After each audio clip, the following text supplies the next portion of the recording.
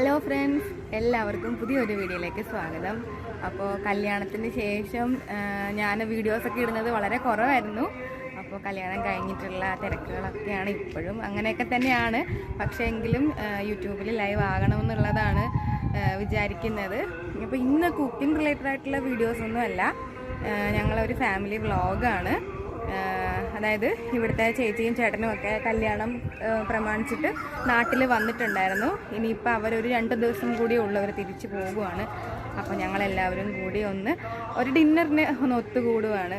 അപ്പം ഞാൻ വിചാരിച്ചു, അവരാരെയും ഞാൻ ഇതുവരെയും നമ്മുടെ ആഫ്റ്റർ മാരേജ് അവരെ ഞാൻ ആരെയും ഇൻട്രൊഡ്യൂസ് ചെയ്തിട്ടുണ്ടായിരുന്നില്ല.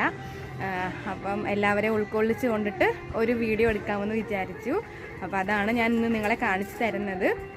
ഇപ്പം ഞങ്ങൾ അങ്ങോട്ടേക്ക് പോകാനായിട്ട് റെഡിയായിട്ട് നിൽക്കുകയാണ്. അപ്പം തുടർന്നുള്ള കാര്യങ്ങൾ ഞാൻ കാണിച്ചു തരാം. ഓക്കെ ഫ്രണ്ട്സ്, അങ്ങനെ ഞങ്ങളിതാ അങ്ങോട്ടേക്ക് പോകാനായിട്ട് ഇറങ്ങുകയാണ്. അപ്പോൾ പിച്ചു വണ്ടിയെല്ലാം എടുക്കുകയായിരുന്നു. ഇതാണ് വീട്. നമ്മളിവിടുന്ന് 2 വീലറിനാണ് പോകുന്നത്. ജസ്റ്റ് ഒരു 6 കിലോമീറ്റർ മാക്സിമം അത്രേ ഉള്ളൂ നമുക്ക് വീട് വരെ എത്താനായിട്ട്. അപ്പോൾ അതായത് NH വഴിയാണ് പോയിക്കൊണ്ടിരിക്കുന്നത്.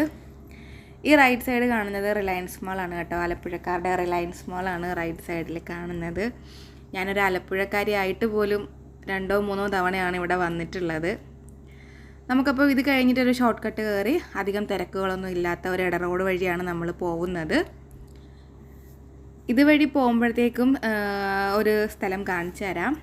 അതായത് ഞങ്ങളുടെ കല്യാണ റിസപ്ഷൻ നടന്നത് ഇതുവഴി പോകുമ്പോഴത്തേക്കും ഇവിടെ ഒരു കളർകോട് LP സ്കൂളുണ്ട്. അതിൻ്റെ ഓഡിറ്റോറിയത്തിൽ വെച്ചിട്ടായിരുന്നു വെഡ്ഡിങ് റിസപ്ഷനൊക്കെ നടത്തിയിട്ടുണ്ടായിരുന്നത്. ഈ റോഡ് വഴി പോകുമ്പോൾ നമ്മൾക്ക് അധികം തിരക്കൊന്നുമില്ല, വളരെ കൂളായിട്ട് പോകാനായിട്ട് പറ്റും.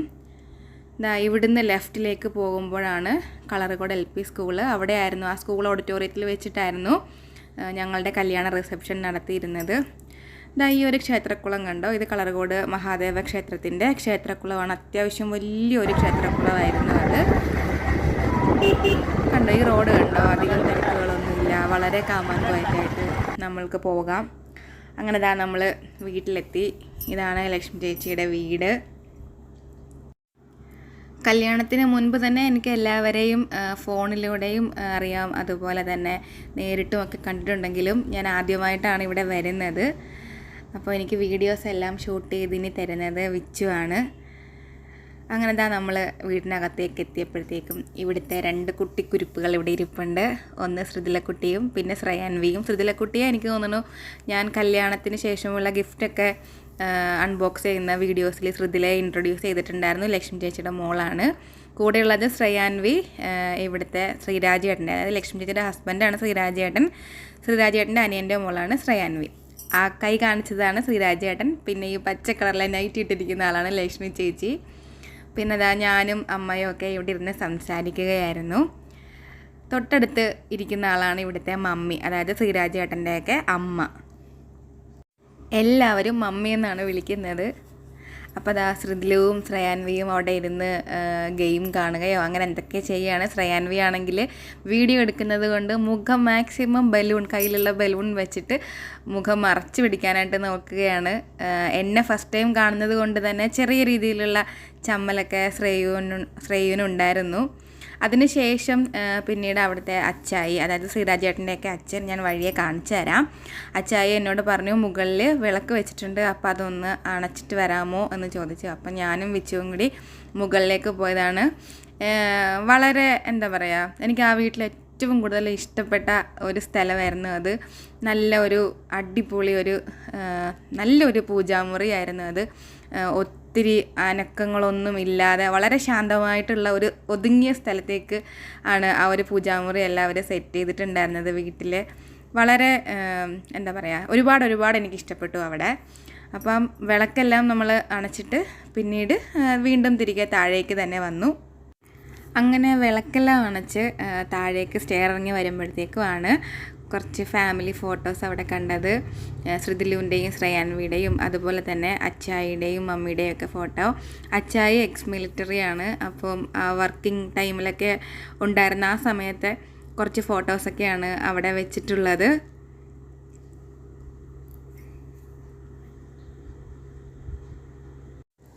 അതിനുശേഷം പിന്നീട് ഞങ്ങളെല്ലാവരും കൂടി അവിടെ ഇരുന്ന് കുറേയധികം സംസാരിച്ചു. യൂട്യൂബ് ചാനൽ തന്നെയായിരുന്നു ചർച്ചാ വിഷയം. എങ്ങനെ ഒരു യൂട്യൂബ് ചാനൽ തുടങ്ങാം എന്നതിനെക്കുറിച്ചൊക്കെ ആയിരുന്നു എല്ലാവരും സംസാരിച്ചുകൊണ്ടിരുന്നത്.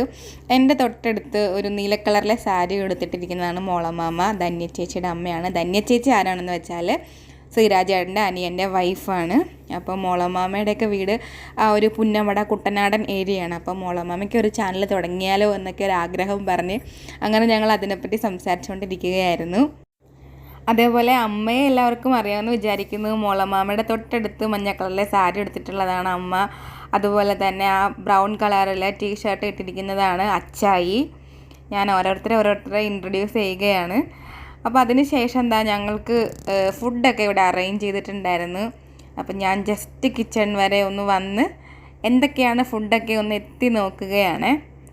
അപ്പം ലക്ഷ്മി ചേച്ചി നല്ല പട്ടാന്ന് പപ്പടം വറുത്തുകൊണ്ടിരിക്കുകയാണ്. നമ്മൾക്ക് ഫുഡ് ഉണ്ടായിരുന്നത് ഫ്രൈഡ് റൈസും ചിക്കനും ബീഫും അതൊക്കെയായിരുന്നു. അപ്പോൾ അതിൻ്റെ കൂടെ കഴിക്കാനായിട്ടുള്ള പപ്പടമാണ് ലക്ഷ്മി ചേച്ചി ഇവിടെ വറുത്തുകൊണ്ടിരിക്കുന്നത്.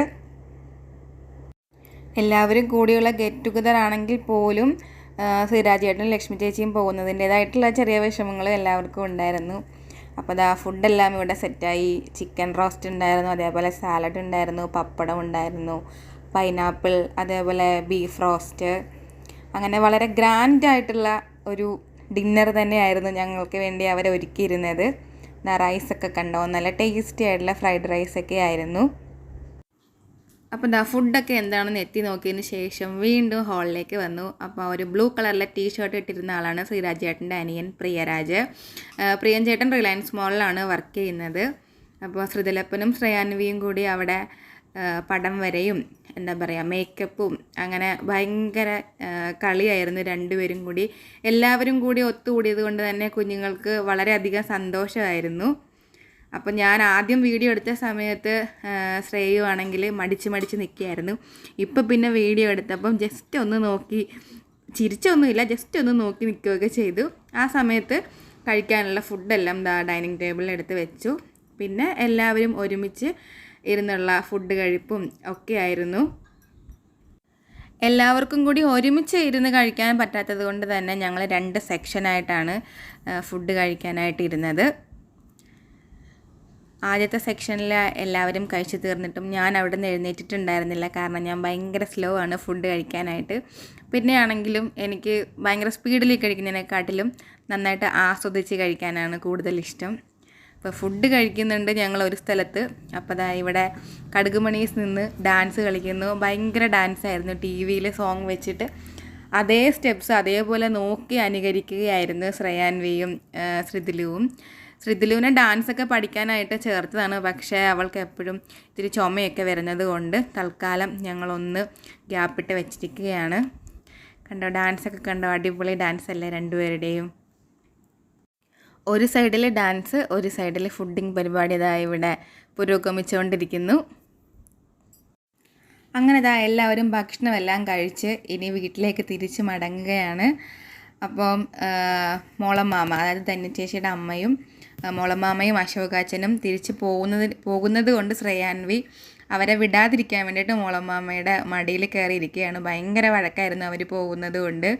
ആൾക്കും കൂടെ പോകണമെന്ന് പറഞ്ഞിട്ട് ഭയങ്കര വഴക്കായിരുന്നു.